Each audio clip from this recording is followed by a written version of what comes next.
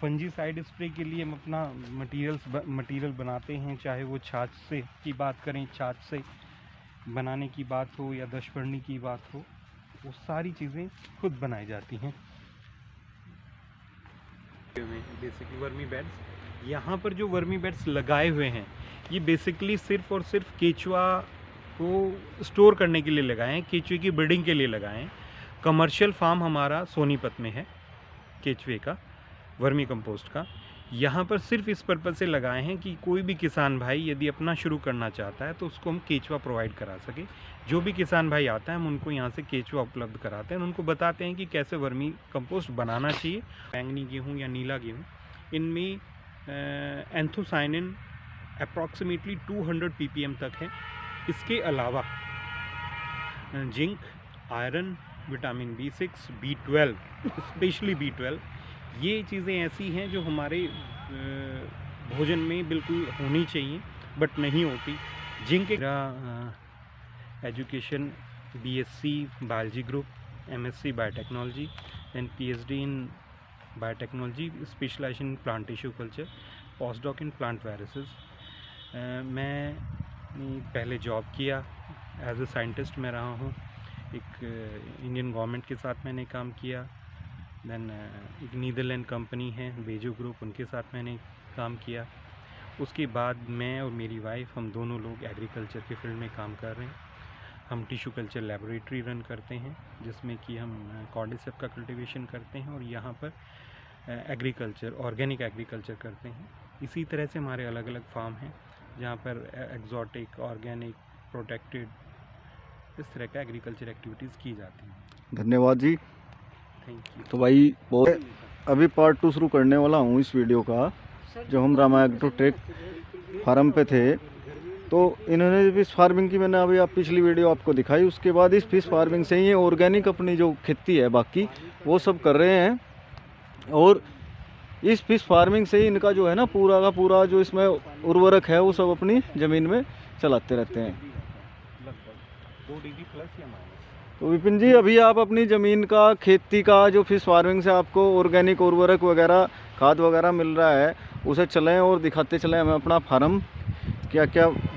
ये तो मेरा बेसिकली पोल्ट्री से जो एक्सक्रीटा निकलता है, देख पोल्ट्री सकते हैं मैन्योर।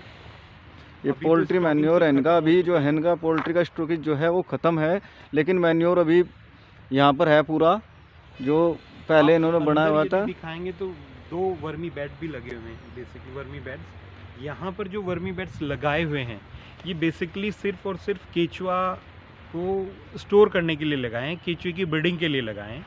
कमर्शियल फार्म हमारा सोनीपत में है केचुए का, वर्मी कंपोस्ट का। यहाँ पर सिर्फ इस पर्पज़ से लगाए हैं कि कोई भी किसान भाई यदि अपना शुरू करना चाहता है तो उसको हम केचुआ प्रोवाइड करा सके। जो भी किसान भाई आता है हम उनको यहाँ से केचुआ उपलब्ध कराते हैं, उनको बताते हैं कि कैसे वर्मी कंपोस्ट बनाना चाहिए और अपने खेत में इस्तेमाल करना चाहिए। तो आपके केचुए की प्राइस क्या रखी हुई है? प्राइस तो बेसिकली हम 300 रुपया किलो के हिसाब से केचुआ देते हैं। एस्सीनिया फटीडा और जो हमारी इंडियन वैरायटी है जय गोपाल, दोनों हमारे पास अवेलेबल है। और एक बेड में लगभग कितना केचुआ डालना चाहिए? इसका सिंपल फार्मूला होता है कि 1 स्क्वायर मीटर में 1 किलो केचुआ लगता है। अकॉर्डिंगली आप जितना बड़ा बेड होगा उसके अकॉर्डिंग कैलकुलेट करके आप स्टार्ट कर सकते हैं। चलिए जी, अभी देखते हैं भाई की ऑर्गेनिक खेती, गन्ना वगैरह सब कुछ।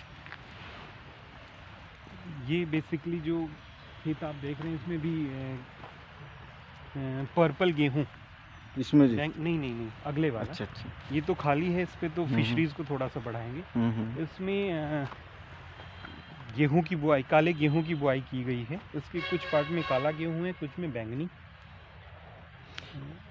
काला गेहूं और बैंगनी गेहूं की बुआई है ये विपिन जी की।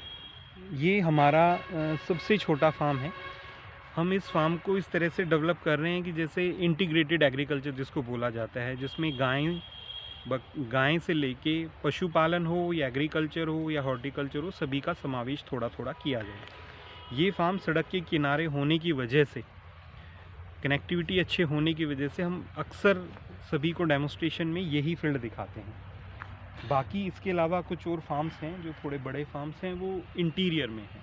तो श्रीमान जी यहाँ जैसे काला गेहूँ है, पर्पल गेहूँ है, इसकी जो हमारा पहला गेहूँ है मतलब पहली वैरायटी है, उनसे क्या अलग है जिस गेहूँ में? बेसिकली इसमें कंटेंट तो बहुत सारे अलग अलग हैं, बट मेजर कंटेंट की यदि हम बात करें, इसमें एंथोसाइनिन रहता है। एंथोसाइनिन एक एंटीऑक्सीडेंट है जो कि हमारी बॉडी को क्लीन करने के लिए सहायक है।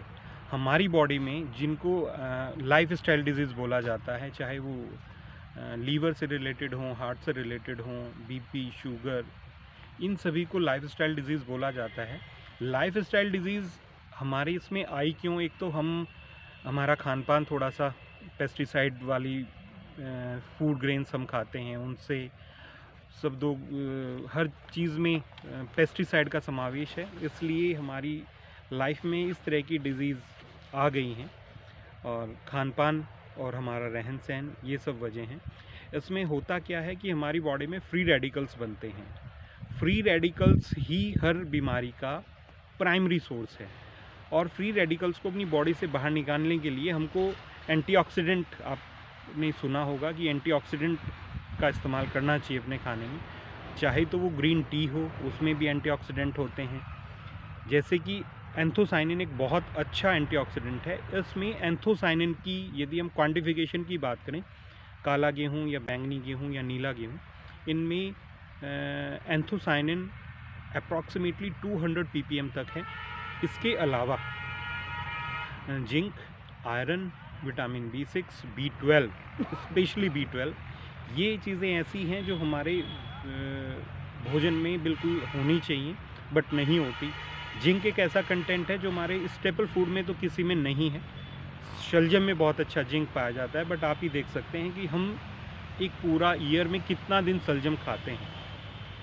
और जिंक एक ऐसा कंटेंट है कि जो कि आज की सिनेरियो में यदि हम बात करें तो स्टेरिलिटी, चाहे तो वो मेल स्टेरिलिटी की बात करें या फीमेल स्टेरिलिटी की बात करें, कि गर्भ धारण क्षमता भी हम लोगों की कम हो गई है, इनफर्टिलिटी बहुत ज़्यादा बढ़ रही है जी।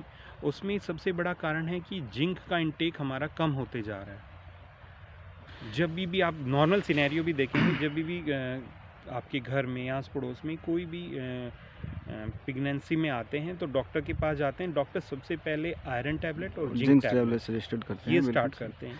तो जैसे कि आप जी आपकी ऑर्गेनिक फार्मिंग में एक तो पोल्ट्री मैन्योर हो गया, दूसरा आपका जो फिश वेस्ट, तो मैं कहूँगा नहीं, वेस्ट तो मुझे कहना ही नहीं चाहिए क्योंकि ऑर्गेनिक है, ऑर्गेनिक में कुछ भी वेस्ट नहीं होता।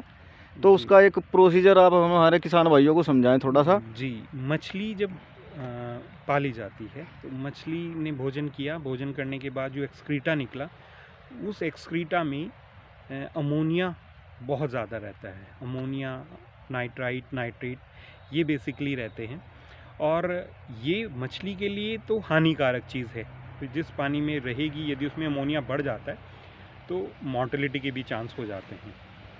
बट यही चीज़ें यदि हम एग्रीकल्चर में नाइट्रोजन का प्राइमरी सोर्स होने की वजह से, ये जब हम अपने खेत में कुछ जैसे कि यूरिया दिया जाता है नाइट्रोजन के लिए, यूरिया कन्वर्ट होता है आयंस में, NH4 आयंस, NH3 आयंस, इनमें कन्वर्ट होता है, तब पौधे की रूट्स उसको अपटेक करती हैं।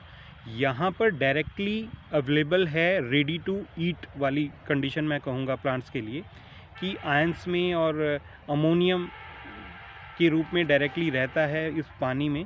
तो इस जो वाटर डिस्चार्ज हम करते हैं, जनरली तो हम 5% डिस्चार्ज करते हैं प्रत्येक टैंक से वीकली, और यदि हमको ज़रूरत लगती है उसको थोड़ा बढ़ाने की तो बढ़ा भी सकते हैं, कम भी कर सकते हैं। बट जो वाटर निकलता है उसको हम अपनी लैंड में इरिगेशन, और इरिगेशन के साथ साथ स्प्रे, फोलियर स्प्रे, दोनों तरह से इस्तेमाल करते हैं। ये नॉर्मल वाइट वाला गेहूं है, क्योंकि हम हर तरह का गेहूं करते हैं, ब्लैक भी, पर्पल भी, ब्लू अभी कम कर दिया, माँ के डिमांड के हिसाब से सारी चीज़ें चलती हैं। बाकी ये सोइंग है, ये लेट सोइंग है, वो थोड़ा सा और अर्ली सोइंग है। तो पूरा का पूरा ऑर्गेनिक ही है जी? जी जी जी। और गन्ना जी है? ये गन्ना भी पूरी तरह से ऑर्गेनिक है। तो गन्ने का प्रोडक्शन आप खुद ही करते हैं या कैसे जी? नहीं, खुद प्रोडक्शन तो हम खुद ही करते हैं। प्रोसेसिंग अभी चल रही है। हमारे सारे फील्ड अभी 0 मतलब फुल्ली ऑर्गेनिक नहीं हुए अभी, शुरुआत है। शुरुआत भी नहीं कह सकते। कुछ फार्म्स हमारे, कुछ लैंड हमारी 100% चेंज हो चुकी है ऑर्गेनिक में। कुछ अभी सेकेंड ईयर कन्वर्जन में है, कुछ अभी थर्ड ईयर कन्वर्जन में है। ये हमारी C3 क्रॉप है जो थर्ड ईयर कन्वर्जन में है। ये हमारी C2 क्रॉप है ये देख सकते हैं आप सामने, जो सेकेंड ईयर कन्वर्जन में है। और हम मैक्सिमम एक तो इंटर कल्टिवेशन भी ज़रूर करते हैं, चाहे वो इंटर कल्टिवेशन वेजिटेबल का कहें, चाहे वो इंटर कल्टिवेशन गन्ने के साथ हम चारे का कहें। ये गन्ने के साथ चारा का इंटर कल्टिवेशन है सैफ असली, और ये इनका ऑर्गेनिक गन्ना है। गन्ना भी स्वस्थ गन्ना है भाई, कोई बिल्कुल भी कोई डिजीज़ वगैरह कुछ नहीं है गन्ने में, आप देख सकते हैं। फंजीसाइड स्प्रे के लिए हम अपना मटेरियल बनाते हैं, चाहे वो छाछ से की बात करें, छाछ से बनाने की बात हो या दशपर्णी की बात हो, वो सारी चीज़ें खुद बनाई जाती हैं। परमार जी, और आप वीडियो को लाइक करें, शेयर करें और कमेंट करें। तो धन्यवाद दोस्तों।